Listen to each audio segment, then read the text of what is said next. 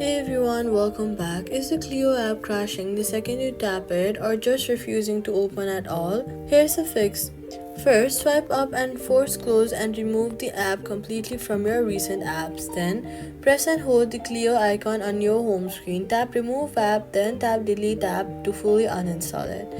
Open your app store and search for Cleo AI and tap get to reinstall it completely fresh. This clears any corrupted launch files that are causing the crash.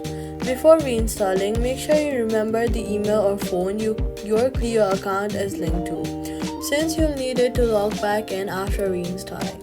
Once reinstalled, go to your settings app, then scroll down to general, then go to software update and install any pending iOS updates. Since Cleo frequently requires the current iOS version to launch correctly, also in the settings, go back, go to general, go to iPhone storage and confirm you have at least 1 GB of free space, since a nearly full iPhone is one of the most common cause of finance app crashing on launch. So all you've gotta do is delete and reinstall the Cleo fresh, update iOS and free up storage. Cleo opens normally again and that's it. Subscribe for more Cleo app fixes.